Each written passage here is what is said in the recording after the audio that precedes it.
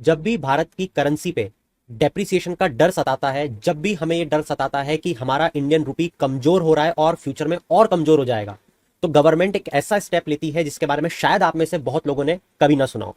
और वो है, हमारे देश के जो इन्वेस्टर्स हैं, जो बाहर के देशों में यूएस यूरोप के स्टॉक मार्केट में निवेश करना चाहते हैं, उनको रोक दिया जाता है। या फिर वो म्यूचुअल फंड जो भारत में बेस्ड है और वो लोगों का पैसा लेके इंटरनेशनल स्टॉक एक्सचेंज में लगाना चाहते हैं, उनको भी रोक दिया जाता है, ताकि भारत से रुपी अब्रॉड ट्रेवल ना कर पाए और फर्दर हमारी करेंसी डेप्रिशिएट ना हो।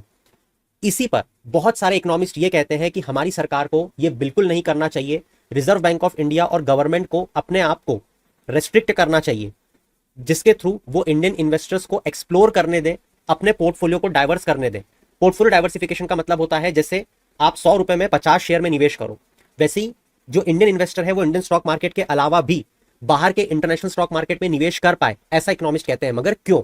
जिसका सिंपल सा कारण है कि यूएस का जो इक्विटी मार्केट है वो जनरेट करके दे रहा है एनुअल बेसिस पे 6.5% का रियल रिटर्न, जिसमें इन्फ्लेशन को हटा के ये रिटर्न बताया गया है। और भारत का जो रियल रिटर्न है वो इससे काफी कम है। तो हम क्यों हमारे इंडियन इन्वेस्टर्स को अपॉर्चुनिटी लूज करने देते हैं, उन्हें इंटरनेशनल स्टॉक मार्केट में हम निवेश नहीं करने देते। साथ ही आपकी जानकारी के लिए बता दूं कि एज एन इंडियन इन्वेस्टर अगर आप इंटरनेशनल मार्केट में निवेश करना चाहते हो, आपके पास दो रास्ते हैं।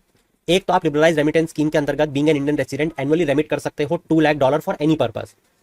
अगर इनडायरेक्टली निवेश करना चाहते हो तो आपको इंडियन म्यूचुअल फंड्स का सहारा लेना पड़ेगा या एक्सचेंज ट्रेडेड फंड्स का, मगर इन पर भी सरकार रोक लगा देती है जब भी रुपये डेप्रिशिएट होने लगता है। अब इस पे आपका क्या विचार है?